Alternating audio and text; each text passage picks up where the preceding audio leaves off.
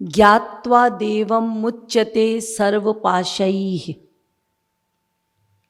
श्वेताश्वेतरोपनिषद। उपनिषद के इस मंत्र की व्याख्या करते हुए अब तक आप लोगों को यह बताया गया, अनादिकाल से माया के अधीन होने के कारण जीवात्मा अतृप्त है, अपूर्ण है, अशांत है। अनेक प्रकार के बंधन, अनेक प्रकार के ताप, त्रिताप, त्रिगुण, त्रिदोष, पंचक्लेश, पंचकोश, अनेक प्रकार के दुखों से पीड़ित है और इन दुखों से मुक्ति पाना चाहता है। तो वेद का ये मंत्र उपाय बतलाता है कि दुखों से मुक्ति पाने का एक ही उपाय है, भगवान को जान लो। प्रश्न उठा, हम भगवान को क्यों जाने? भगवान को जानने से क्या मिलेगा? पता लगाया गया वेदादिकों के द्वारा और पता चला कि प्रत्येक जीवात्मा का जो लक्ष्य है वो है आनंद की प्राप्ति, सुख की प्राप्ति। कोई भी प्राणी हो, किसी भी जाति का हो, किसी भी प्रांत का हो, किसी भी देश का हो, हिंदू हो, मुस्लिम हो, सिख हो, ईसाई हो, ब्राह्मण हो, क्षत्रिय हो, वैश्य हो, शूद्र हो, जो भी हो, सब एक चीज चाहते हैं। सबका एकमात्र लक्ष्य है सुख की प्राप्ति, आनंद की प्राप्ति।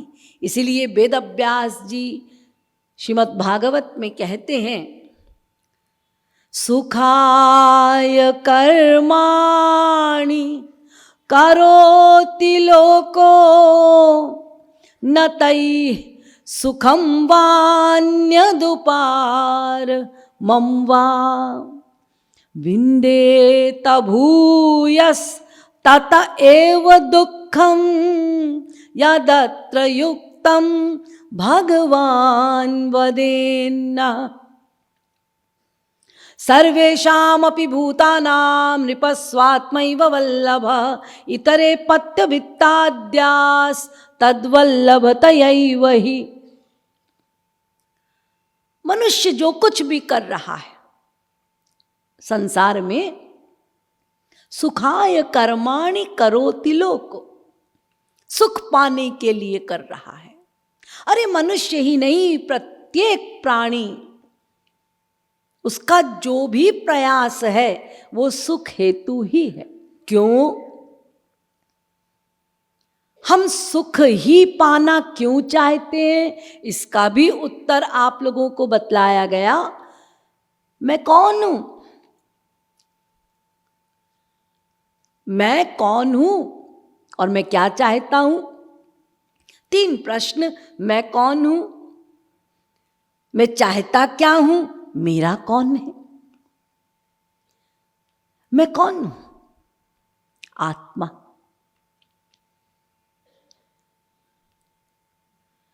ये अलग बात है कि अज्ञानता के कारण हम सब ने अपने आप को शरीर मान लिया। अब जब अपने आप को शरीर माना तो शरीर को ही सुख देने का लक्ष्य भी बना लिया। लक्ष्य है सुख पाना, तो जब शरीर अपने आप को मान लिया तो फिर शरीर को सुख कैसे मिलेगा, उसके लिए प्रयास करो। चलो,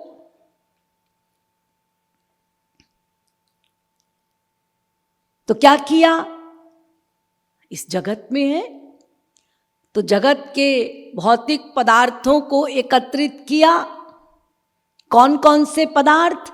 5 प्रकार की कामनाएं, शब्द, स्पर्श, रूप, रस, गंध। देखने का विषय, सुनने का विषय, सूंघने का विषय, रस लेने का विषय, स्पर्श करने का विषय। इन विषयों को तृप्त करने के लिए हमने भौतिक विषय लिए। आंख को तृप्त करने के लिए आंख का सामान लिया। ऐसे समस्त इंद्रियों के विषयों को तृप्त करने के लिए हम वस्तुएं एकत्रित कर रहे हैं। और भ्रम क्या है? धोखा क्या है? सुखी हो जाएंगे। लक्ष्य है सुख। आंख का विषय देखेंगे, सुखी हो जाएंगे। क्या देखा आपने? इंग्लैंड देखा? हाँ देखा। अमेरिका देखा? हाँ देखा। सुख मिल गया? नहीं जी, जरा स्विट्जरलैंड भी देख लें, जरा ये भी देख लें, जरा वो भी देख लें। अरे देखते देखते चंद्रमा तक पहुंच गए, मार्स तक जाने की अभिलाषा है, लेकिन संतुष्टि नहीं मिलेगी। तो ये प्रयास जारी है। क्यों? इस आशा से कि एक दिन सुख मिलेगा। मिला नहीं है सुख, लेकिन मिलेगा, ये भरोसा है, ये विश्वास है। तो हमारा उद्देश्य है सुख पाना, लेकिन अपने आप को देह मानने के कारण हम देह को सुख देते हैं इस आशा से कि हम सुखी हो जाएंगे। लेकिन सुख शरीर का विषय नहीं है, वो आत्मा का विषय। इसीलिए अनादिकाल से संसारी पदार्थ देते हुए भी अशांति बनी हुई है, अतृप्ति बनी हुई है, अपूर्णता बनी हुई है। एक धनाढ्य है, कोई पैसे की कमी नहीं, कोई नौकर चाकर की कमी नहीं। डॉक्टर उसकी मुट्ठी में, वकील उसकी मुट्ठी में, बॉडीगार्ड है उसके लिए, 50 गाड़ियां हैं, सब कुछ है, फिर भी अशांत है। अरे जब सारे भौतिक पदार्थ हैं, सब शरीर को सेटिस्फाइड कर रहे हैं, तो फिर सुख तो मिलना चाहिए ना, फिर भी अशांति बनी हुई है। उसका कारण है कि हम ये समझते हैं कि इन भौतिक पदार्थों से हम सुखी हो जाएंगे, आत्मा को सुख मिल जाएगा। लेकिन आत्मा कहती है, भैया तुम ये जो भौतिक पदार्थ दे रहे हो ना, ये मेरा सब्जेक्ट ही नहीं है, मैं तुम्हारे धोखे में आने वाली नहीं। यदि तुम मुझे सुखी करना चाहते हो तो मुझको मेरा विषय दो। तो जब तक आत्मा को उसका सब्जेक्ट नहीं मिलेगा, तब तक हम सुखी नहीं हो सकते। स्वर्ण अक्षरों में लिख लीजिए। और आत्मा को सुख कैसे मिलेगा? आत्मा का सब्जेक्ट दो। आत्मा का सब्जेक्ट क्या है? ये संसार नहीं, क्योंकि आत्मा दिव्य है। जैसे ये शरीर पंच महाभूत का, उसका सब्जेक्ट ये संसार, लेकिन आत्मा दिव्य, तो उसका सब्जेक्ट जो दिव्य होगा वो है भगवान। तो भगवान का विषय जब आत्मा को मिलेगा, तब ये आत्मा सुखी होगी। तो हम सुख क्यों पाना चाहते हैं? क्योंकि ये सुख आत्मा का विषय है, और ये आत्मा का विषय इसलिए है क्योंकि ये आत्मा परमात्मा का अंश है। और परमात्मा, उसका दूसरा नाम है आनंद। उसको सच्चिदानंद भी कहते हैं, उसको चिदानंद भी कहते हैं, उसको आनंद भी कहते हैं, उसको रस भी कहते हैं। आनंदो ब्रह्मेति व्यजानात्, वो आनंद है, वो परम सुख है। तो अंशी वो भगवान आनंद है, सुख है। हम क्या हैं? उसके अंश। तो ये सदा याद रखिए, अंश का स्वभाव वही होगा जो अंशी का स्वभाव है। अंशी का जो नेचर, अंश का भी वही नेचर। अंशी आनंद है, इसीलिए आत्मा भी आनंद ही चाहेगा। इसीलिए हम लोग सुख चाहते हैं। इसीलिए मैं का लक्ष्य, मैं माने आत्मा, मैं का लक्ष्य है सुख। ये शरीर मैं नहीं है। शरीर के लिए आप क्या कहते हैं? मैं शरीर हूं? नहीं, मेरा शरीर है, मेरा, मैं का। तो ये आत्मा भगवान का अंश है। तो भगवान को जानने पर ही हम सुखी हो सकते हैं। तो क्या भगवान को कोई जान सकता है? जाना है। तुलसीदास, सूरदास, मीरा, नानक आदि अनेक संत हुए जिन्होंने भगवान को जाना। लेकिन कल मैंने आपको बताया था कि इस बात को अपने मस्तिष्क से निकाल दीजिए कि हम बुद्धि से भगवान को जान लेंगे। भगवान बुद्धि का विषय नहीं। बड़ी से बड़ी बुद्धि रखने वाले भी, सरस्वती, बृहस्पति आदि भी, यहां तक कि ब्रह्मा, शंकर आदि भी अपनी बुद्धि से भगवान को नहीं जान सकते। तो भगवान को कैसे जाना तुलसी, सूर, मीरा आदि ने? तो कल मैंने आप लोगों को बतलाया था कि भगवान को भगवान की कृपा द्वारा ही जाना जा सकता है। इन संतों ने भगवान की कृपा को प्राप्त किया। मीरा पर कृपा हुई, तुलसी पर कृपा हुई, सूर पर कृपा हुई। अब प्रश्न ये उठता है, इन पर कृपा हुई और हम पर नहीं, ऐसा क्यों? क्या ये लोग भगवान के स्पेशल हैं? या ऐसा है कि जिस पर भगवान का दिल आ जाता है उस पर भगवान कृपा कर देते हैं? इन पर दिल आ गया, कर दी कृपा इन पर। हम अच्छे नहीं लगे, प्यारे नहीं लगे, इसलिए हम पर नहीं की, ऐसा है क्या? और फिर कल मैंने अंत में बताया था ना कि भक्त भगवान से कहता है कि हे जगदम्बा, तुम कैसी मां हो? यदि तुम अकारण करुण हो, बिनु हेतु सनेही हो, मां हो और अपने संतान को दुखी देख रही हो, तुम्हें दया नहीं आती कि चलो भाई ये बेचारा अज्ञानी है, अबोध है, तुरंत के पैदा बच्चे के समान, नहीं जानता कि इसकी असली मां मैं हूं, लेकिन हे जगदम्बा, तू तो जानती है ना कि हम तुम्हारी ही संतान हैं, तो फिर तुमने अभी तक हम पर कृपा क्यों नहीं की? और फिर चार्ज भी लगाया भक्त ने, यदि भगवान तुम ये कहते हो कि ऐ जीव तुम मेरी ओर देखते नहीं, तो तुरंत का पैदा बच्चा मां की ओर नहीं देखता, और मां इस बात को फील भी नहीं करती, क्योंकि वो जानती है कि ये बालक अबोध है, ये क्या जाने मैं कौन हूं, पिता कौन है। वो बोध कराती है।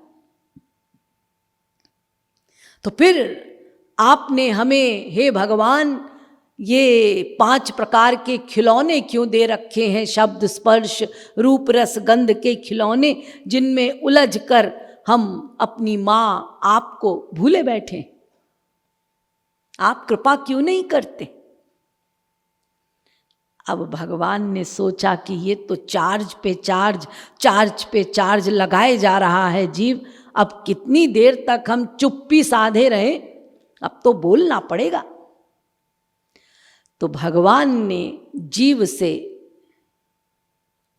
पूछा, अच्छा एक बात बताओ, ये जो तुरंत का पैदा बच्चा है जो बोलना नहीं जानता,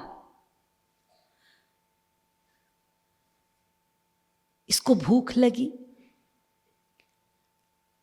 अब बोलना तो जानता नहीं और भूख लगी तो वो क्या करता है? रोता है। सब बच्चे रो रहे हैं, बेचारा कुछ समझता तो है नहीं, मांग सकता नहीं, और मां उसको कुछ बताना भी चाहे, जनाना भी चाहे तो बात बन नहीं सकती, क्योंकि वो कुछ समझता ही नहीं। बस वो इतना जानता है कि मुझे कुछ चाहिए, रो लो। अब वो बच्चा रोता है, पैर पटकता है, हाथ पटकता है। तो भगवान पूछते हैं, ये जो बच्चा रोता है, पैर पटकता है, ये किसने सिखाया? कि जब भूख लगे तो रो कर मांग लेना, ये ज्ञान किसने दिया? और फिर जब बच्चा रोता है, ये मां ही समझती है कि वो सही में भूखा है और सही का रो रहा है। हर मां ये जानती है कि बच्चे दो प्रकार से रोते हैं। एक, उनको अपनी बात पूरी करवानी है, जिद है, रुआई कोई भीतर से नहीं आ रही है, वो मंशा है कि बात पूरी हो जाए, तो वो बच्चा एक्टिंग में रोता है।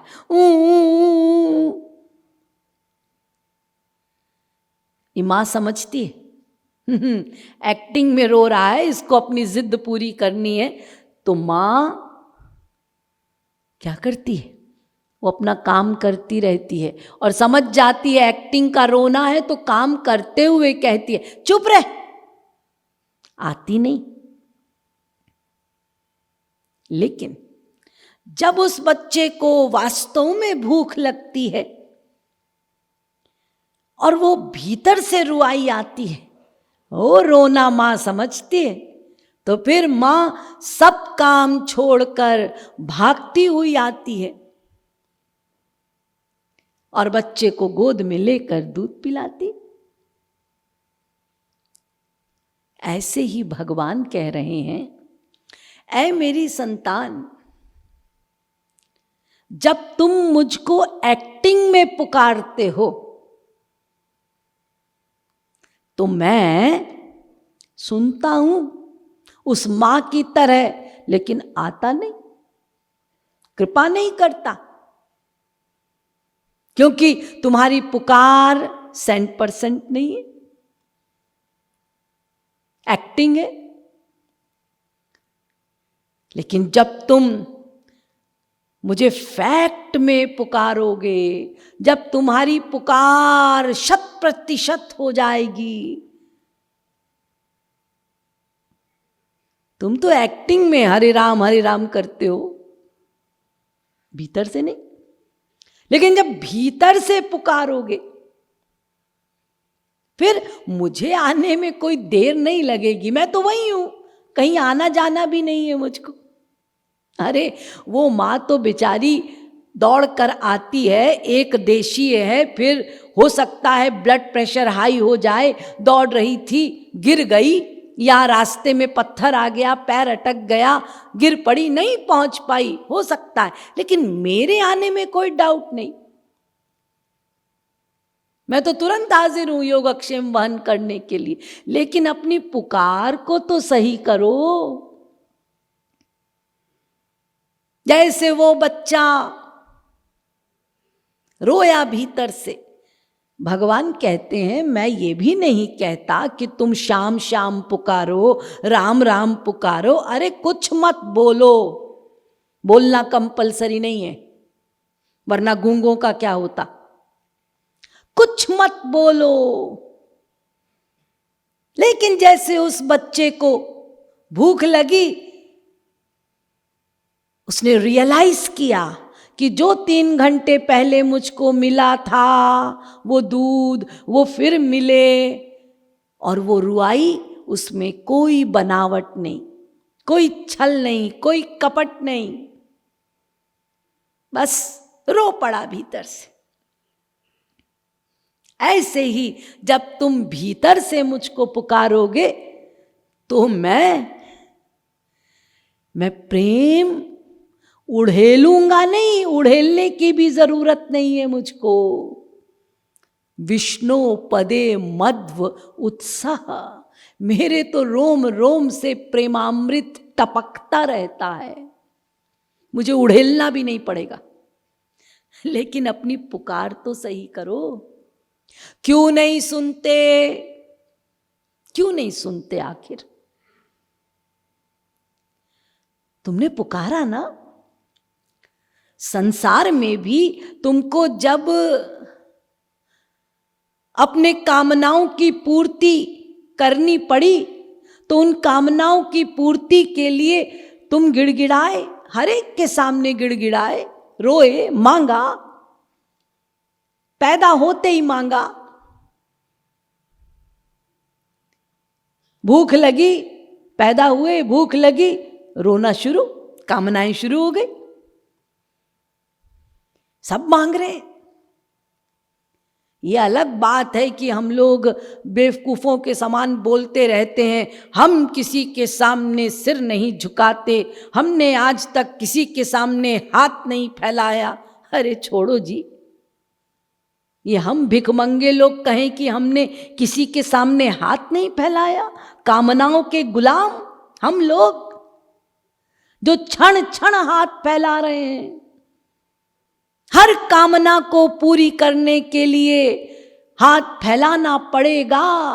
फैलाया, पैदा होते ही मां के सामने फैलाया। हाँ, यदि कोई कामनाओं को छोड़ दे तो फिर उसका ये गुमान काम कर सकता है, लेकिन जब तक हम लोग कामनाओं के अधीन हैं तब तक तो हमको मांगना पड़ेगा, गिरना पड़ेगा। हम वासनाओं के गुलाम हैं। तो भगवान कहते हैं हर तरफ तुमने मांगा है, काम जागा तो नौकरानी के पैर में भी गिर रहे हैं।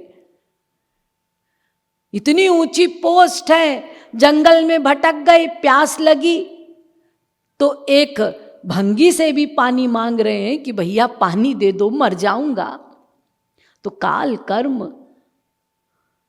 गुण दोष सब हमारे पीछे लगे हैं, हम वासनाओं के गुलाम हैं। हमारा ये गुमान नहीं चल सकता, गिरना पड़ेगा। एक बंदूक दिखाकर एक आदमी आपसे कहता है मेरे पैर में गिर,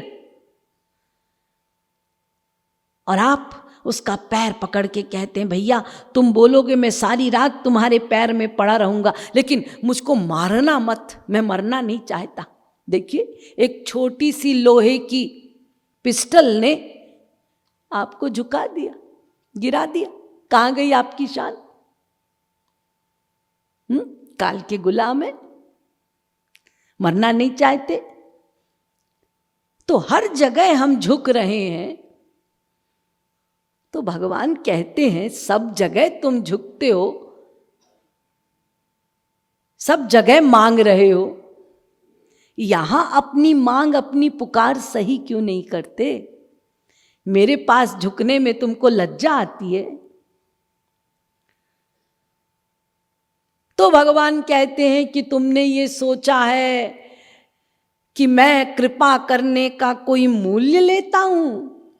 तुम ये सोच रहे हो ना कि भगवान की कोई शर्त होगी तभी भगवान कृपा करते हैं, तो तुम यही समझ रहे हो कि मैं कृपा करने का कोई मूल्य लेता हूं, मेरी कोई शर्त है। तो फिर सुन लो मेरी क्या शर्त है। वेद में आइए, तोदस्येव शरण आमहस्य, ऋग्वेद। वेदों के द्वारा भगवान कह रहे हैं, अजीव यदि तुम मेरी कृपा पाना चाहते हो तो फिर तुमको मेरी आज्ञाओं का पालन करना होगा, मुझे सरेंडर करना होगा, मेरे शरणागत होना होगा। और फिर तुम मेरी संतान हो, मेरी प्रजा हो, मेरे कानून का पालन करना तुम्हारा धर्म है, तुम्हें तो मेरी आज्ञा का पालन करना ही चाहिए, क्यों नहीं सुनते? मेरी ही संतान और मुझसे ही विद्रोह। तो भगवान कहते हैं, मुझे पाना चाहते हो, मेरे प्रेम को पाना चाहते हो, मेरे ज्ञान को पाना चाहते हो, तो फिर जो मैं कहता हूं वो करो। सीधी सीधी बात। तेषामेवानुकंपार्थ महमज्ञानजन्तम नाशयाम्यात्म भावस्थो ज्ञान दीपेन भास्वता। गीता। अर्जुन से कह रहे हैं श्री कृष्ण, हे पार्थ, यदि मेरे ज्ञान को प्राप्त करना चाहते हो तो मेरी आज्ञा का पालन करो, जो मैं कहता हूं चुपचाप मान लो।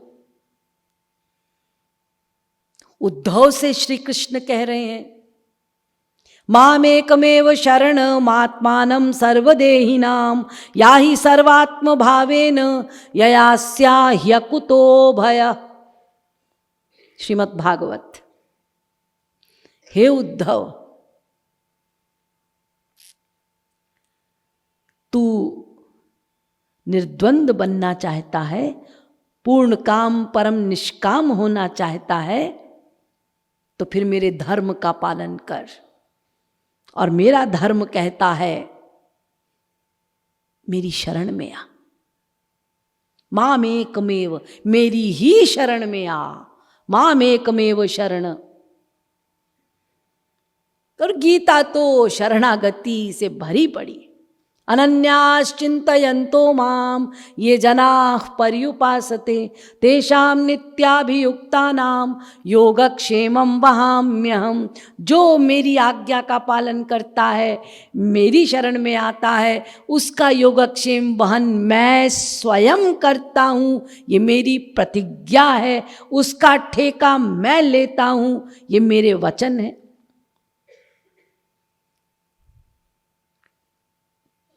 अहम त्वाम सर्व पापेभ्यो मोक्षयिष्यामि मा शुचा सर्वधर्मान परित्यज्य मामेकं शरणं ब्रज। सार गीता का, मेरी शरण में आओ, मेरी शरण में आओ। और ऐसा ही नहीं, अन्य धर्म भी यही बात कह रहे हैं, शरणागति सरेंडर समस्त धर्म में। अरे संसार में भी बिना सरेंडर के काम नहीं बन सकता। वही तो भगवान कह रहे हैं कि ऐ जीव, तू सबके शरणागत होता है, एक मुझको छोड़कर। सबके। अरे मनुष्यों की तो छोड़ो, कुत्ते बिल्ली गधे सबकी शरण में तुम गए हो। हैं? ऐसे कैसे? हाँ, 84 में हम कुकरी शूकरी सब बने, तो वही कुकरी शूकरी हमारे माँ बाप तो बने होंगे ना। तो सबकी शरणागति हमने की, एक भगवान की ही नहीं कर पाए।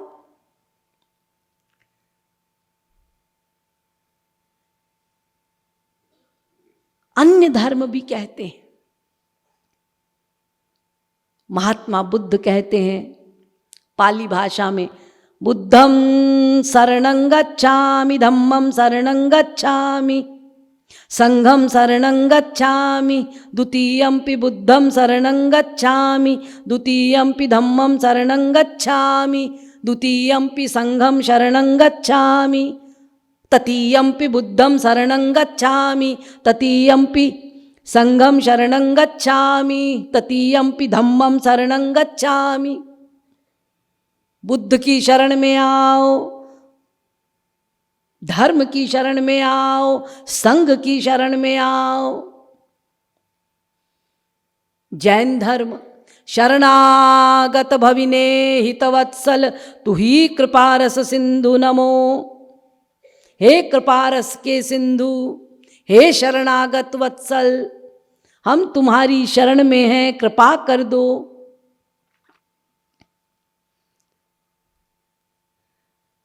रामानुजाचार्य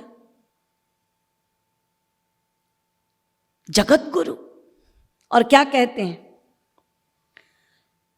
सर्वधर्मांश्च संत्यज्य सर्वकामांश्च साक्षरान् लोक विक्रांत चरणौ शरणं ते ब्रजं विभो। सर्वधर्मांश्च संत्यज्य, हे श्री कृष्ण, हे जगदीश, सब धर्मों को त्याग कर, अनेक प्रकार के कर्मों का त्याग करके, स्त्री धन धान्य सबको छोड़ छाड़ कर अब एकमात्र मैं तुम्हारी शरण में आया हूं, मुझे स्वीकार कर लो। यामुनाचार्य कह रहे हैं, न धर्मनिष्ठोस्मि न चात्म वेदी न भक्तिमान स्वच्चरणारविंदे अकिंचनो नन्यगतिः शरण्यं त्वत्पादमूलं शरणं प्रपद्ये। ना तो मैं धर्मनिष्ठ हूं, ना तो मैं आत्मज्ञानी हूं, ना ही हे प्रभु मैंने कभी तुम्हारी भक्ति की। मैं तो एकमात्र अकिंचन हूं। लेकिन मैंने ऐसा सुना है कि जो तुम्हारी शरण में आ जाता है तो फिर तुम उसके गुण अवगुण को ना देखते हुए, उसके अपराधों को नजरअंदाज करते हुए उसको अपना लेते हो। तो ये अकिंचन, ये अपराधी भी अब तुम्हें ही एकमात्र अपना सहारा मानकर तुम्हारी शरण में आया है, अपना लो। देखिए, ये बड़े बड़े आध्यात्मिक आचार्य ये भी शरणागति पर बल दे रहे हैं। तो वेद से लेके रामायण तक समस्त ग्रंथ एवं हमारे आचार्य ये सब यही कह रहे हैं कि कृपा को पाने के लिए, भगवत कृपा को पाने के लिए भगवत शरणागति करनी होगी। अच्छा, आखिर आज तक हमसे शरणागति क्यों नहीं हो पाई? तो जगत गुरु रामानुजाचार्य उन्होंने अपने भाष्य में बताया, जो बहुत ही सुंदर है। उन्होंने बताया कि 3 कपूया चरण हैं, 3 कपु आचरण यानी गलत आचरण। उन गलत आचरणों के कारण जीव से आज तक भगवत शरणागति नहीं हो पाई। पहला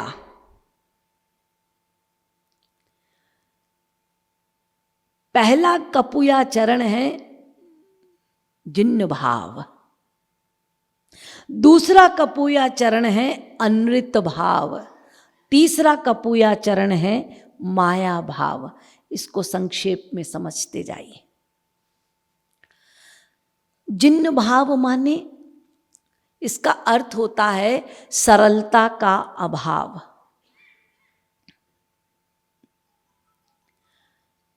हम लोग सरल नहीं हैं, सिंपल, सहज। वो सहजता, वो सरलता नहीं है हम लोगों में, इसीलिए हमसे शरणागति नहीं होती, भगवत उपासना नहीं होती, क्योंकि वहां तो नियम है, सरल सुभावना मन कुटिलाई। यदि स्वभाव में सरलता नहीं है, मन में कुटिलता है, तो फिर मेरा प्रेम नहीं मिल पाएगा, मेरे नहीं बन पाओगे तुम, क्योंकि मुझे कुटिलता पसंद नहीं। मैं तो सरल वाले का हूं, उन्हें सरल पसंद है, सरल जन, सरलता। जैसे एक बच्चा सरल होता है, बड़ा सरल, बस अभी ABCD जाना है, बेचारे ने सेंटेंस भी ठीक से नहीं बनाना जानता है। अब यदि वो चर्च में खड़ा है तो दूसरों को देखता है प्रेयर करते हुए, तो खुद को कह देता है जीसस से, हे जीसस, हे फादर, ABCDEFGHZ तक बोल दिया और कह दिया सेंटेंस बनाने नहीं आते जिससे आप रीझते हो, आप अपने आप बना लो। ये है सिंप्लिसिटी। मुझे तो A से Z बोलना आता है, ये है सरलता। कौन नहीं रीझेगा इसमें, बताइए, कौन नहीं रीझेगा? ऐसी सरलता हो। रामकृष्ण देव बड़े सरल, बड़े सरल, बैठे बैठे मंदिर में माला बनाते थे। अब माला जो बनाए तो हर फूल को पिरोए काली का चिंतन करके, भाव से। अरे सवेरे से शाम हो जाए, एक माला ना बने, रोते जाएं, भाव से माला बनाएं। फिर मन करे तो आरती करें, मन करे तो आरती ना करें, मन करे तो अपना घंटे बजा बजा कर और नाचे, और कभी मन करे तो घंटा सारा दिन ना बजाए। भोग की थाली आए तो पहले खुद चखें, हाँ ये मेरी श्यामा को देने लायक है। अब ये सारी बातें मंदिर के ट्रस्टी देखें और बेचैन हो, रानी से शिकायत कर दी जिनका वो मंदिर। तो कहा कि ये बड़ा अजीब पंडित है, इसका मन होता है तो पूजा करता है, मन होता है नहीं करता है, मन होता है दिया जलाता है, मन होता है नहीं जलाता है, और तो और भोग को भी जूठा कर देता है। अब बुलाया गया रामकृष्ण देव को। रानी ने कहा, भाई तुम्हारी ऐसी ऐसी शिकायतें आ रही हैं। तो रामकृष्ण देव ने कहा, देखो मेरी श्यामा सो रही हो तो मैं घंटा तो नहीं बजा सकता ना, मैं उठा कैसे दूं, बताओ। और जब वो कहती है राम नाच, तो मैं नाचता हूं। और जहां तक भोग की बात है, मेरी मां, रामकृष्ण देव कह रहे हैं, मेरी मां जब मेरे लिए खाना बनाती थी तो पहले चखती थी ये मेरे राम को देने लायक है भी कि नहीं, उसे अच्छा नहीं लगता था तो दूसरा बनाती थी। तो जब मेरी मां मेरे लिए चखती थी, ये तो मेरी जगत जननी है, कोई मजाक है क्या? मैं पहले खुद तो चखूं कि मेरी श्यामा मां को देने लायक है भी कि नहीं, कहीं जहर तो नहीं मिला हुआ इसमें। वो खा ले तो। ये सरलता, ये प्रेम। रानी ने कहा, गदगद हो गई। और रामकृष्ण देव कह रहे हैं, यदि मुझसे कराना चाहते हो पूजा तो मेरी पूजा तो ऐसे ही है, मैं कोई पंडित अंडित तो हूं नहीं। अब तुमको मुझसे करानी है तो कराओ, नहीं तो ये लो अपनी चाबी, मैं चला। रानी ने कहा, ना ना तू ही कर, क्योंकि वो भाव को जान गई थी। भाव के वश में है भगवान, भाव के वश में है भगवान, भाव बिना सब साधन झूठे, बिरथा सकल विधान, भाव के वश में है भगवान। भाव नहीं तो निधिवन मधुवन, लागत सब वीरान, भाव होय तो जित देखूं तित, दिखत सुंदर श्याम, भाव के वश में है भगवान, भाव के वश में है भगवान। तो सरल स्वभाव न मन कुटिलाई, यही तो नहीं है हम में ये पहला कपूया चरण।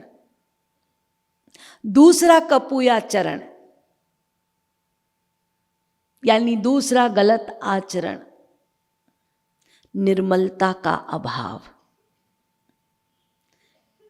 निर्मल मन जन सो मोहि पावा, भगवान को निर्मल मन वाला चाहिए, वो भी नहीं है। वास्तविकता को छिपाते हैं, प्राइवेसी रखते हैं, हरि गुरु से वंचना करते हैं, बात बनाते हैं, बात घुमाते हैं। ये निर्मलता का अभाव। जानते हैं भगवान सर्वज्ञ है, फिर भी कपट कर रहे, फिर भी धोखा दे रहे। निर्मल नहीं है मन। जब विभीषण को रावण ने अपमानित करके अपने दरबार से निकाला,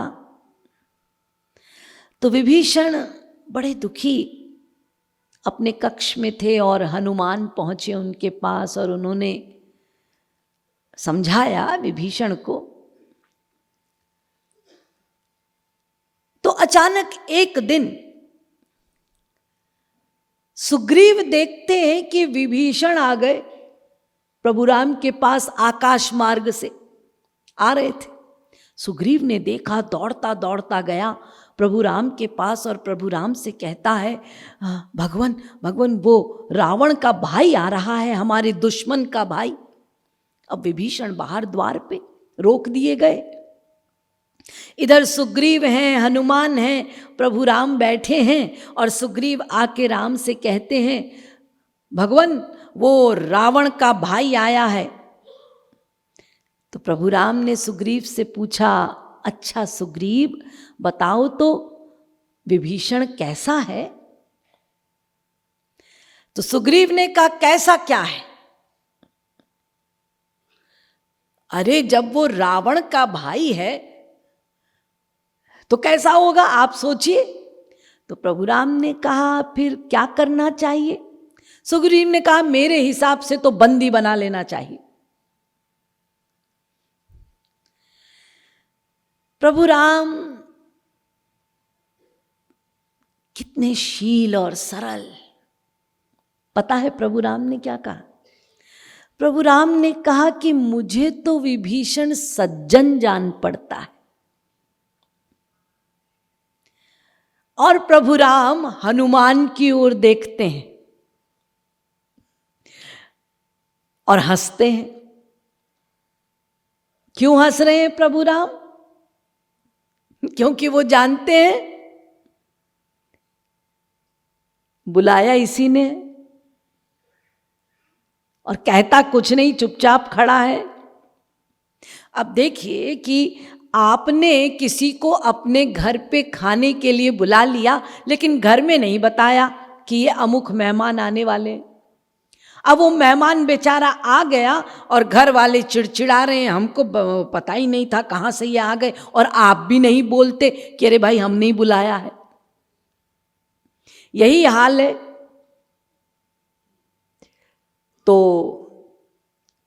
प्रभु राम हनुमान से पूछते हैं, अच्छा हनुमान तुम बताओ विभीषण कैसा है? मेरी दृष्टि में तो विभीषण सज्जन लगता है, हमें क्या करना चाहिए? अब हनुमान जी तो संत हैं,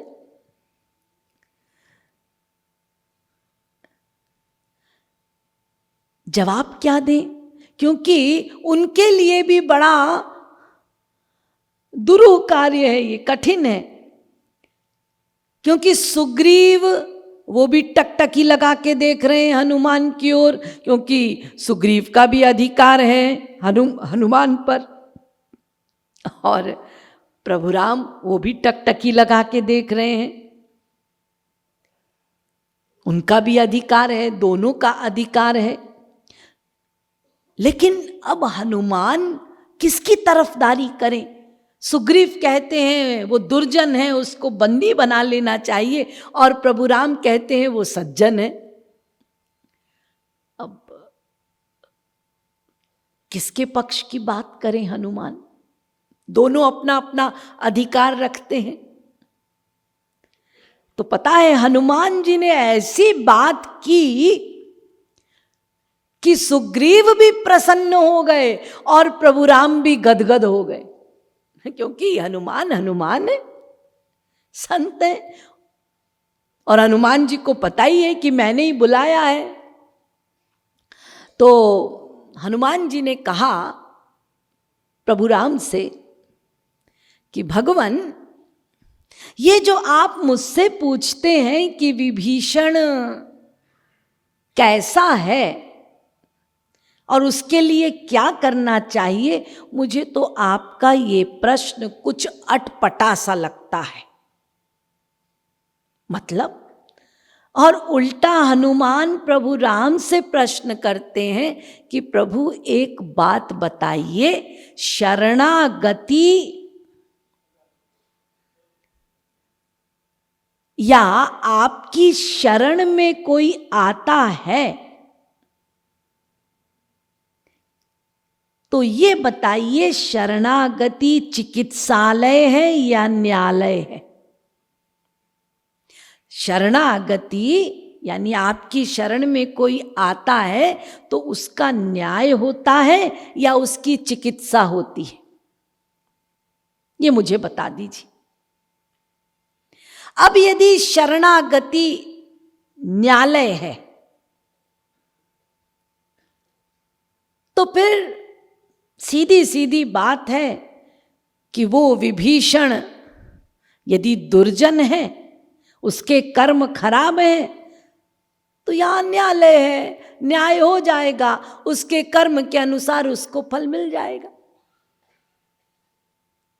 और यदि शरणागति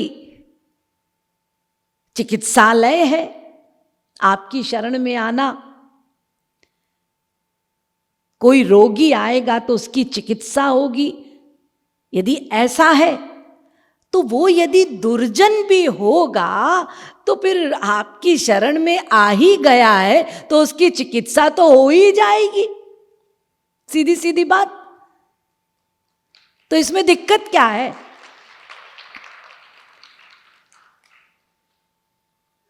यानी सुग्रीव की बात भी रख दी कि दुर्जन है तो कर्म का फल भी मिलेगा, और यदि भगवान चिकित्सा करते हैं रोग की तो बेचारा रोगी चिकित्सालय में नहीं जाएगा तो और कहाँ जाएगा बताइए। तो वो तो बेचारे शरण में आए ही हैं अपनी चिकित्सा कराने, उनको रोग है, तो आप तो बैठे ही हैं डॉक्टर वैद्य, तो चिकित्सा तो हो ही जाएगी। यदि वो दुर्जन भी होंगे तो आप उसका निदान करके उसको सज्जन बना देंगे। तो विभीषण आए, हनुमान जी भीतर लेकर आए विभीषण को, और विभीषण ने जैसे ही प्रभु राम को देखा तो प्रभु राम के समक्ष उन्होंने कह दिया अपने समस्त दोष। मैं रावण का भाई हूं, मुझ में ये दोष है, मुझ में वो दोष है, ऐसा हूं मैं, वैसा हूं। अब प्रभु राम ये सोचे कि अरे इतना दोष तुझ में है तो तू यहां आया क्यों, क्या करने आया है? इतने दोष हैं तुझ में तो तू मेरे पास क्या करने आया है? ये सोचे भगवान, उससे पहले ही विभीषण ने ये भी कह दिया कि मुझ में इतने दोष हैं, लेकिन मेरे पास हनुमान आए थे और उन्होंने मुझे आपके स्वभाव के विषय में सब कुछ बता दिया, और उन्होंने ये कहा कि उनकी शरण में चले जाओ, तो वो तो इतने दयालु हैं, कृपालु हैं कि तुम्हारा सब काम बन जाएगा। इसीलिए मैं दोषी हूं तो भी मैं आपकी शरण में हूं, क्योंकि आपके बारे में मुझे हनुमान ने सब बता दिया। आनयैनम हरिश्रेष्ठ दत्तमस्याभयं मया विभीषणो वा सुग्रीव यदि वा रावण स्वयं। वाल्मीकि रामायण। आप इतने दयालु हैं प्रभु कि प्रभु राम कहते हैं खुद, अरे सुग्रीव ये तो विभीषण मेरी शरण में आया है, यदि रावण की भी मति सही हो जाए और वो भी मेरी शरण में आ जाए तो मैं उसको अपना लूं, और इतना ही नहीं मैं अयोध्या का राज्य दे दूं उसको। चाहूं तो लंका का राज्य दे दूं, लेकिन यदि मैंने विभीषण को लंकापति कह दिया तो तुम ये ना समझना कि रावण के लिए अयोध्या नहीं है, मैं उसको अयोध्यापति बना दूंगा। लेकिन आए तो सही रावण मेरी शरण में, मेरी बात तो माने, मेरी बात तो सुने। तो शरण में आने पर इतनी कृपा, इतने दयालु हैं वो, इतने कृपालु हैं कि यदि कोई बड़े से बड़ा अपराधी भी अपने अपराधों को मानकर, रियलाइज करके, हाँ मैं दोषी हूं स्वीकार करके सरेंडर कर देता है, तो बस भगवान कहते हैं बस अब इसके आगे तुझे सोचने की जरूरत नहीं, तेरा ठेका मैंने लिया, तेरे सारे पाप उसको मैं धोऊंगा। अहम त्वाम सर्व पापेभ्यो, मैं देखने वाला हूं तेरे पापों को, चिंता मत कर। मोक्षै श्यामिमाशु च, सोच मत, वो मैं धो डालूंगा, ये मेरी प्रतिज्ञा है, मैं तेरा ठेका लूंगा। लेकिन ऐसे नहीं लेंगे ठेका कि हम शरण में नहीं गए और वो ठेका ले लें ना, ये उनका ठेका लेते हैं जो सही सही उनकी शरण में जाते हैं। तो निर्मलता का अभाव है हम में। तो पहला भाव जिन्न भाव, दूसरा भाव अनृत भाव यानी निर्मलता का अभाव, और तीसरा कपूया चरण है माया भाव। माया भाव का अर्थ होता है थोड़ा सा प्रयास, अभी प्रारंभ ही किया है, उपासना करना अभी प्रारंभ ही की है, और लोकरंजन की बीमारी लग जाती है। ये लोकरंजन कैसा? मैं बड़ा भक्त हूँ, मेरा भगवान में मन लगता है, मुझे तो आंसू भी आते हैं, अरे थोड़ी देर मैं बैठता हूँ तो मेरा रोम रोम पुलकित होता है। यदि ऐसा सब होता है तो उसे भगवान का अनुग्रह मानिए कि हमारा विश्वास बढ़ाने के लिए भगवान ये कर रहे हैं। हम अनादिकाल के दुर्गुणों से युक्त दुश्चित्त हमारा क्या मन लगेगा।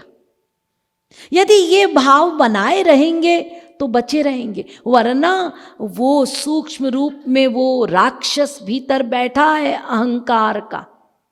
आपने थोड़ी साधना की कि उसने अटैक किया।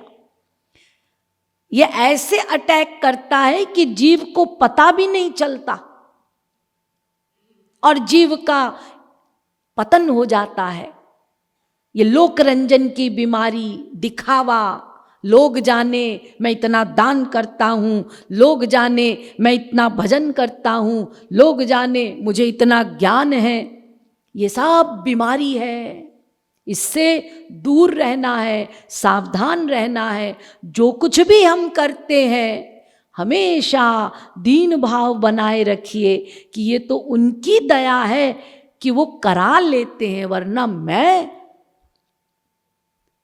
नाली का कीड़ा, दोषों की खान, मैं क्या कर सकता हूं। तो ये भी हम लोगों में कपूयाचरण, गलत आचरण है कि हम में बीमारी लग जाती है लोकरंजन की, दिखावे की। तो ये सब बाधक हैं भगवान की शरणागति में। इनसे संभल के रहना है, सरलता रहे, मन को निर्मल बनाए रखिए और लोकरंजन से दूर रहिए, दिखावे, पब्लिसिटी से दूर रहिए।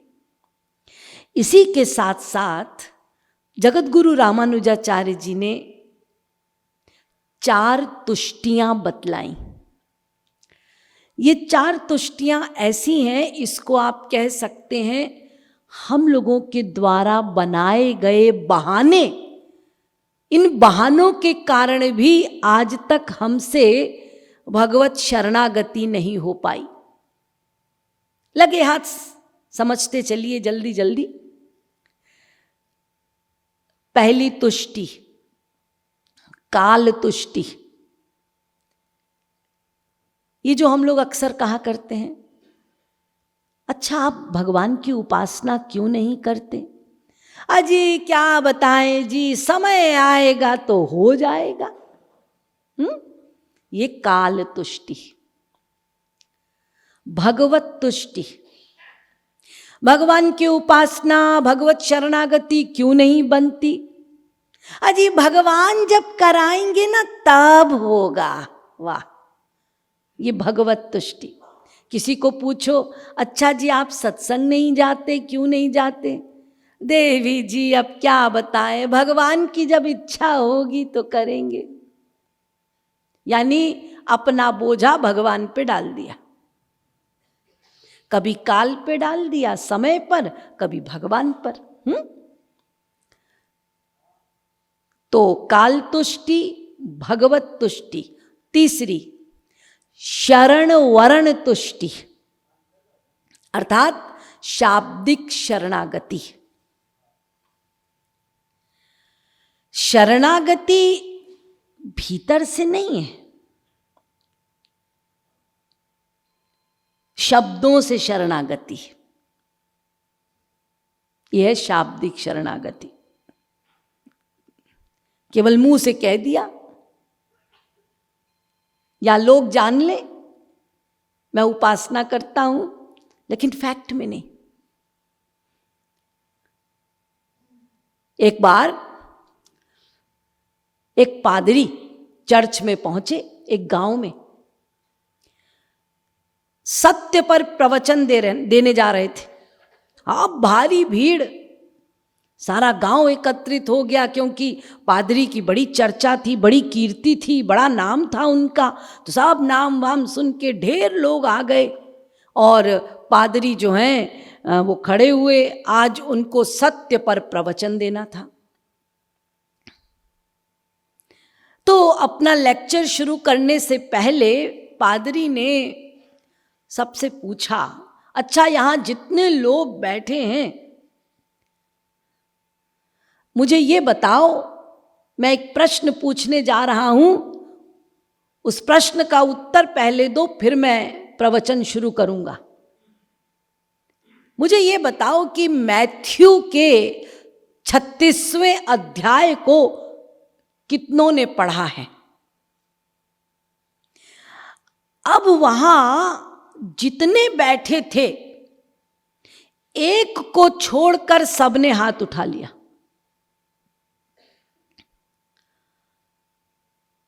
माथा ठोक लिया पादरी ने। क्यों? क्योंकि मैथ्यू का 36वां अध्याय होता ही नहीं। सोचने लगा कि सत्य पर प्रवचन तो यहां बिल्कुल जरूरी है देना, तो फिर ये सबने हाथ क्यों उठाया? वो अहंकार। ऐसा कैसे हो सकता है कि हम ग्रंथ नहीं पढ़ते? कुछ लोगों ने इसीलिए उठाया कि अरे नहीं उठाएंगे तो लोग सोचेंगे हम भक्त नहीं है, हम ग्रंथ नहीं पढ़ते, तो अपन भी उठा लेते। लेकिन वो पादरी फिर भी खुश हुआ कि चलो इतनों में एक तो निकला जिसने झूठ नहीं बोला। तो बड़ा विभोर होकर पादरी भीड़ को काटता हुआ उसके पास पहुंचा। वो चुपचाप बैठा था। उससे जाकर उसने कहा कि अच्छा एक बात बताइए, मुझे बड़ी खुशी है कि आपने हाथ नहीं उठाया।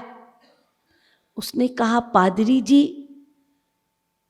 मैं जरा ऊंचा सुनता हूं, आपने यही कहा था ना कि मैथ्यू का 36वां अध्याय पढ़ा है या नहीं? हाँ, मैं तो रोज पढ़ता हूं।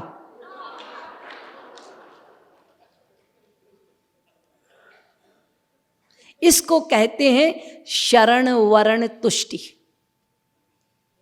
शाब्दिक शरणागति, फैक्ट नहीं। चौथी तुष्टि वो है भाग्य तुष्टि। ये बहुत बड़ी बीमारी है, इसको समझना बहुत जरूरी है। स्टूडेंट लाइफ से प्रारंभ हो जाता है ये नारा लगाना, best of luck, best of luck, best of luck, भाग्य भाग्य भाग्य। अरे ये भाग्य कौन सी चिड़िया का नाम है? आप भगवान की उपासना क्यों नहीं करते? हमारे भाग्य में ही नहीं है। तो ये समझना होगा भाई, भाग्य होता क्या है, किसको कहते हैं भाग्य? पूर्व जन्म कृतम कर्म तद्दैव मिति कथ्यते। भाग्य का मतलब होता है, शास्त्र कहते हैं, पिछले जन्म में जो हमने कर्म किया है वो इस जन्म में भाग्य के रूप में बनता है। पूर्व जन्म कृतम कर्म तद्दैव मिति कथ्यते। इस जन्म में हम जो पुरुषार्थ, जो कर्म करेंगे वो अगले जन्म में भाग्य बनेगा। हमारा ही किया हुआ कर्म, हमारा ही किया हुआ पुरुषार्थ वो अगले जन्म में भाग्य बनता है। ये भाग्य एवं पुरुषार्थ को लेकर बड़ा झगड़ा है। मैंने बताया ना अभी, स्टूडेंट लाइफ से शुरू हो जाता है ये झगड़ा। कुछ लोग कहते हैं साहब भाग्य पे डिपेंड करता है, तो कुछ लोग कहते हैं नहीं, पुरुषार्थ पे डिपेंड करता है, हार्ड वर्क, मेहनत, उद्योग, उस पे डिपेंड करता है। तो क्या ये दोनों चीजें अलग अलग हैं? जी नहीं, ये एक ही सिक्के के दो पहलू हैं, ये एक ही चीज के दो नाम हैं। बहुत अच्छे से इसको समझिए। ये जो भाग्य है ना, ये हमारी लाइफ में, मैं मानती हूं कि भाग्य होता है, भाग्य नहीं होता ऐसा नहीं। अभी बताया ना, हमने पिछले जन्म में जो कर्म किया वही इस जन्म में भाग्य बन के आया। लेकिन ये भी सही है कि जीव कर्म करने में स्वतंत्र है, पुरुषार्थ करने में स्वतंत्र है। ये जो भाग्य है वो हमारी लाइफ में जन्म से लेकर मृत्यु तक, हमारी इस पूरी लाइफ में भाग्य जो है वो केवल 2 to 3% रहता है। बाकी सब क्रियमाण कर्म है, पुरुषार्थ है। आप जो करना चाहें वो कर सकते हैं। हमारी पूरी लाइफ भाग्य से बंधी हुई नहीं है, केवल 2 to 3%। देखिए, कर्मणाम संचितादीनाम जीवोधीनस तथापि स्वतंत्र क्रियमाणे वै कृतो भगवता विदा। बहुत सरलता से मैं आपको समझाने जा रही हूं, यह आपको कहीं किताबों में पढ़ने को नहीं मिलेगा। ये तो हमारे गुरुदेव जी ने, जगत गुरु स्वामी श्री कृपालु जी महाराज ने बड़े सिंक्रोनाइज वे में, सिस्टमैटिक रूप में इसको समझाया है, ताकि व्यक्ति सही सही समझ ले, जीव सही सही समझ ले। तो इसको आप ढंग से समझिए। शास्त्र कहते हैं कि ये जो मनुष्य इस धरा पे जन्म लेता है, तो हर जीव के, मनुष्य के ही नहीं, लेकिन हम मनुष्य हैं तो मैं उदाहरण रूप में बता रही हूं कि 3 प्रकार के कर्म हैं। एक को कहते हैं संचित कर्म, एक को कहते हैं प्रारब्ध कर्म जिसको भाग्य कहा जाता है, और तीसरे को कहते हैं क्रियमाण कर्म। ये 3 कर्म हैं। संचित कर्म वो होते हैं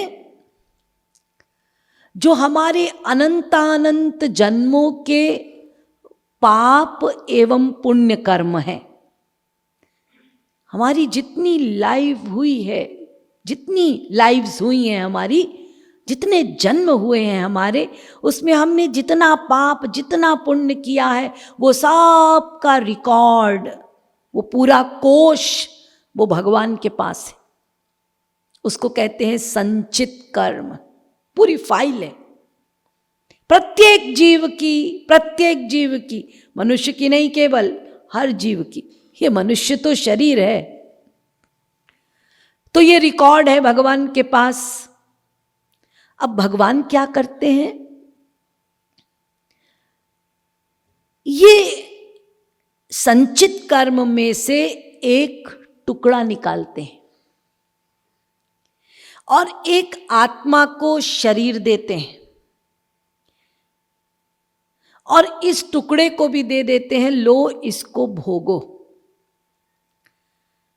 और वो जो मनुष्य का शरीर दिया है उस जीवात्मा को,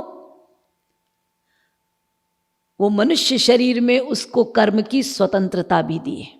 और ये जो टुकड़ा दिया है भोगने के लिए, ये भाग्य, ये प्रारब्ध, ये थोड़ा सा टुकड़ा है।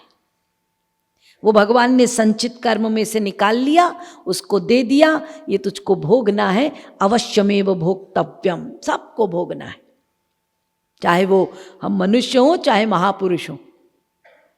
मृत्युलोक में आए हो, भोगना होगा। तो ये जो प्रारब्ध कर्म, ये जो टुकड़ा भगवान ने दिया है, ये फिक्स है, ये सबको भोगना है। लेकिन क्रियमाण कर्म फिक्स नहीं है। क्रियमाण कर्म माने अब ये वर्तमान में जो हम कर्म कर रहे हैं वो फिक्स नहीं है, उसको हम करने के लिए स्वतंत्र हैं, जैसा चाहे वैसा कर सकते हैं। अच्छा करेंगे तो ये जन्म का पुरुषार्थ, अगले जन्म में वो बढ़िया भाग्य बन जाएगा। ये जो हमको दुख भोगने पड़ते हैं ये क्या है? पूर्व जन्म में गड़बड़ किया तो वो भाग्य बनकर आया, तो वो हमको भोगना पड़ा, दंड भोगना पड़ा। अच्छा करेंगे पुरस्कार, अच्छा फल मिलेगा। तो प्रारब्ध कर्म निश्चित सबको भोगना है, लेकिन बहुत कम है। लेकिन क्रियमाण कर्म ये निश्चित नहीं है, इसको करने में हम स्वतंत्र हैं। इसको उदाहरण से समझिए, अच्छे से समझ में आएगा।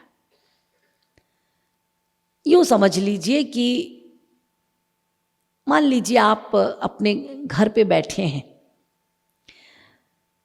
टीवी देख रहे हैं,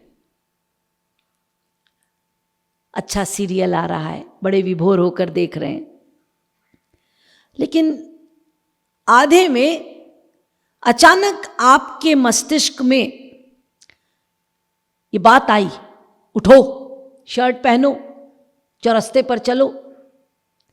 आप उठे, बिना प्लानिंग के आप उठे, चले, चौरस्ते पर पहुंचे।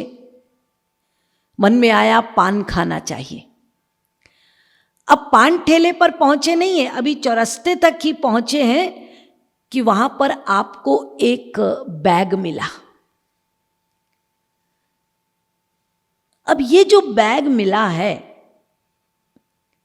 इसमें है 10 लाख रुपए। तो आप घर से चले, कोई प्लानिंग नहीं थी, आप तो टीवी देख रहे थे, अचानक कैसे ये इच्छा हुई कि चलना चाहिए? ये पहले से निर्धारित था, इसलिए आप चले। इसको कहते हैं प्रारब्ध जन्य कर्म। वो जो प्रारब्ध है ना, वो आपको उठाएगा, वो आपको चलाएगा। इसके बाद आप चौरस्ते पर पहुंचे तो जो आपको बैग मिला, इसमें जो पैसा मिला, ये भी फिक्स मिलना था। इसको कहते हैं प्रारब्ध जन्य धन। लेकिन अब उस धन का आप क्या उपयोग करेंगे, यहां से क्रियमाण प्रारंभ हो गया। अब चाहे तो आप वो बैग को वहीं छोड़ दें, भाई हम दूसरे का क्यों उठाएं। चाहे तो उस 10 लाख को किसी अनाथालय में दे आएं, चाहे तो उस 10 लाख को आप व्यापार में लगाकर करोड़ कमा लें। यह है क्रियमाण। ऐसे ही दूसरा एग्जाम्पल समझिए कि मान लो आपके प्रारब्ध में जो विद्या है वो इतनी ही विद्या है कि आप 10वीं तक पढ़ेंगे, ये आपका भाग्य है, तो ये फिक्स है। तो क्या होगा कि 10th तक वो विद्यार्थी बहुत बढ़िया पढ़ेगा, उसको कोई दिक्कत नहीं होगी, मन भी उसका खूब लगेगा, नंबर भी अच्छे आ जाएंगे, फीस की व्यवस्था भी हो जाएगी, सब हो गया। लेकिन 10th के बाद अब उसके प्रारब्ध में नहीं है, वो विद्या नहीं है। परंतु इसका ये मतलब नहीं है कि उसके भाग्य में नहीं है तो वो आगे पढ़ नहीं सकता। हाँ, ये बात अलग है कि 10th के बाद नहीं है, इसीलिए जैसे ही वो 11th जाएगा बाधाएं आनी शुरू हो जाएंगी, प्रतिकूलताएं आनी शुरू हो जाएंगी, मन नहीं लगेगा, इच्छा नहीं होगी पढ़ने की, ये ठीक है। लेकिन यदि वो डट जाए, नहीं हम तो पढ़ेंगे ही, तो फिर कौन रोक सकता है। हाँ, ये होगा पहली बार पढ़ा, दिक्कतें आई, फेल हो गया, 1 बार फेल होगा, 2 बार फेल होगा, 3 बार फेल होगा, अरे कितनी बार फेल होगा। यदि वो सोच ले कि नहीं हमको मेहनत करनी ही है तो मेहनत करेगा, तो फिर हो जाएगा, इंटर भी हो जाएगा, बीएससी भी हो जाएगा, एमएससी भी हो जाएगा। यह है मेहनत, उद्योग। इसको करने में वो विद्यार्थी स्वतंत्र है। अब यदि वो भाग्य की ही दुहाई लेकर बैठ जाए कि भाई अपने तो भाग्य में ही नहीं है, तो फिर वो नहीं पढ़ पाएगा। लेकिन यदि वो जब तक भाग्य था उसके बाद मेहनत कर लेगा तो फिर वो उसका क्रियमाण हो गया, तो उसका फल उसको मिलेगा। तो इसीलिए शास्त्र कहते हैं उद्योगिनम पुरुष सिंहम उपैति लक्ष्मीर। पुरुषार्थ करने में प्रत्येक मनुष्य स्वतंत्र है, इसीलिए भाग्य भाग्य का नारा मत लगाओ, भाग्य को लेके बैठ मत जाओ। तुम में वो संभावना है कि तुम भाग्य के विधाता हो, इसीलिए भाग्य जानने के चक्कर में मत पड़ो, भाग्य बनाने के चक्कर में पड़ो।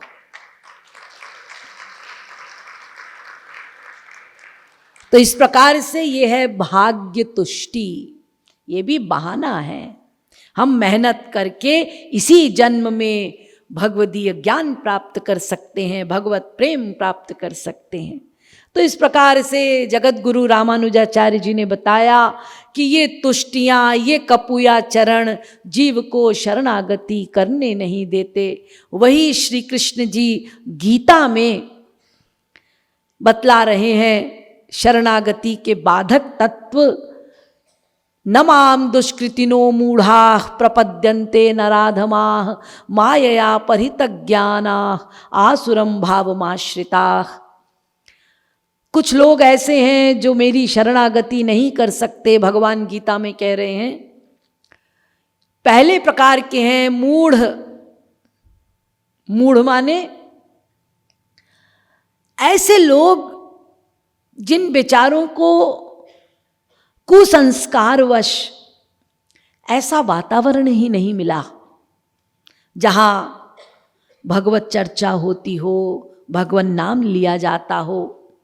निकृष्ट परिवार में पैदा हुए, जहां कुत्ते का मांस खाया जाता हो, शराब मदिरा आदि का पान किया जाता हो, कुसंस्कार, बेचारों को वातावरण ही नहीं मिला। ये लोग भी भगवान की शरणागति नहीं कर सकते।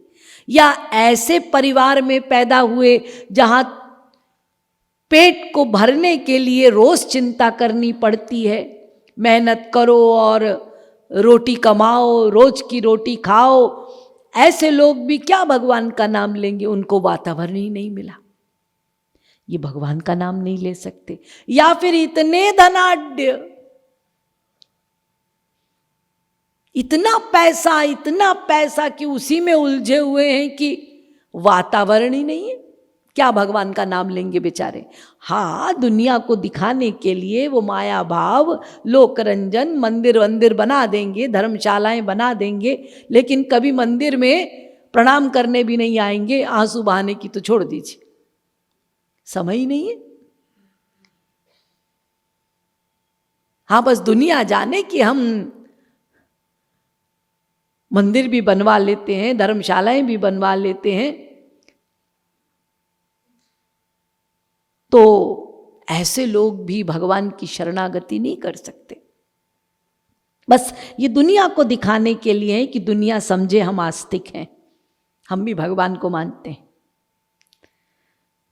तो ये लोग भी भगवत शरणागति नहीं कर सकते। ये सब मूढ़ हैं, मूढ़।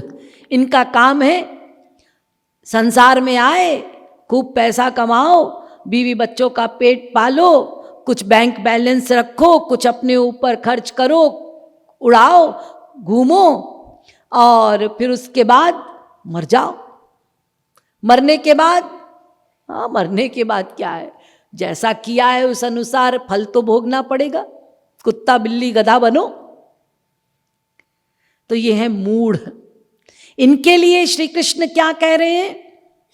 ऐसे मूढ़ लोगों के लिए आसुरीम योनिमापन्ना मूढ़ा जन्मनि जन्मनि माम अप्राप्यैव कौन्तेय ततो यान्त्यधमांगतिम।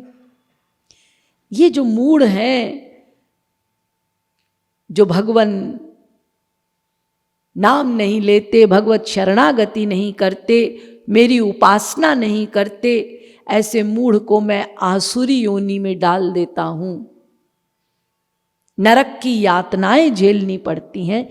ये गीता में श्री कृष्ण कह रहे हैं। दूसरे प्रकार के लोग हैं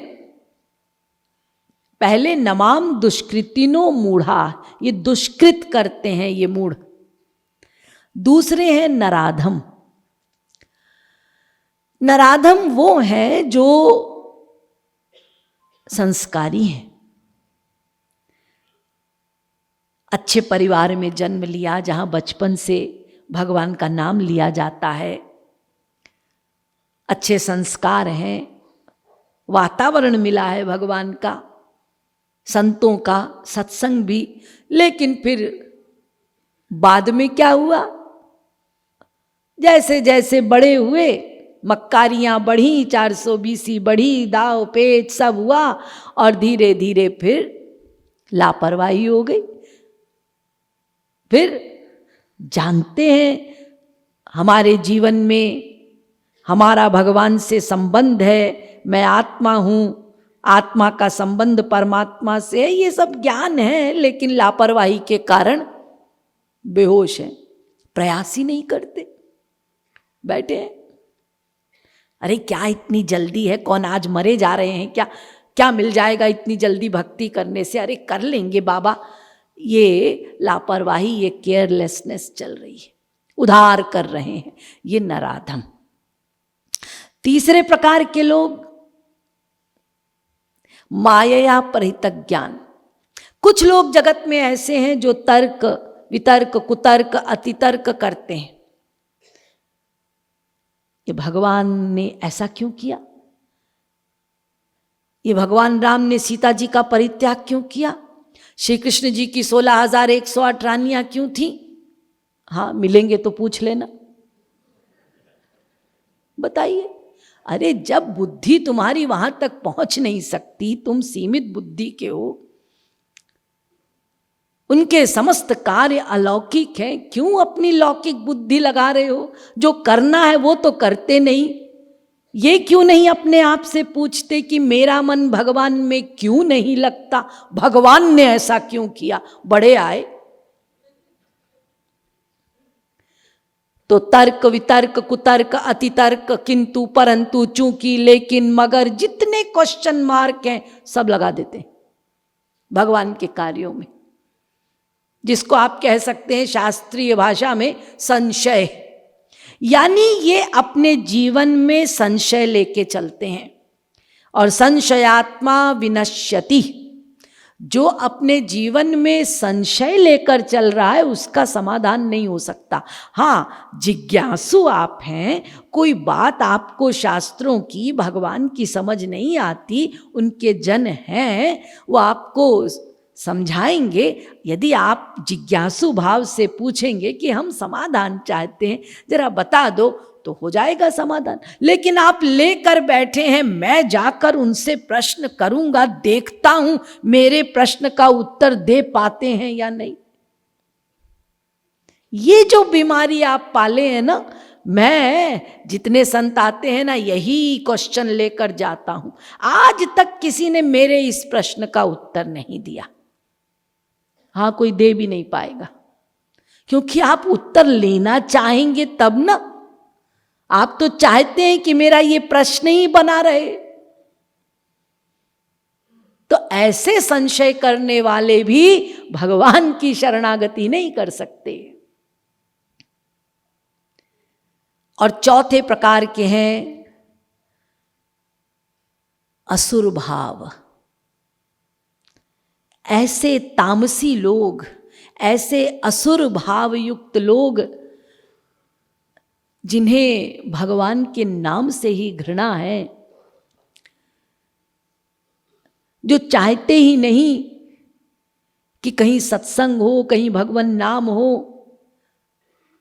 ना वो जाना चाहते हैं, ना परिवार का कोई जाए ये चाहते हैं। ऐसे असुर भाव वाले भी भगवान की शरणागति नहीं कर सकते। तो इन्हीं चारों में से हम कोई हैं। अब मूढ़ तो हम है नहीं, क्योंकि संस्कारवश कहिए, संयोगवश कहिए, हम लोग ऐसे परिवार में जन्म लिए हैं जहां हमको ये वातावरण मिला है, तभी तो आप यहां आए हैं सुनने के लिए। और तर्क वितर्क की भी कोई बात नहीं, जिज्ञासा है। और असुर भाव का तो प्रश्न ही नहीं उठता। फिर आप यहां बैठ के प्रवचन थोड़े ही सुनते, फिर तो आप आते और बोलते देखते हैं देवी जी कैसे प्रवचन देती हैं। तो ये भी बात नहीं है। तो फिर बचा एक ही, नराधम। हम सब लोग नराधम हैं, नर प्लस अधम। यानी मनुष्य है, बुद्धिमान है, जानते हैं कि हमको क्या करना चाहिए, परंतु फिर भी जान जान कर लापरवाही करते हैं, केयरलेसनेस करते हैं, उधार करते हैं। और यही उधार अनादिकाल से चलता आ रहा है।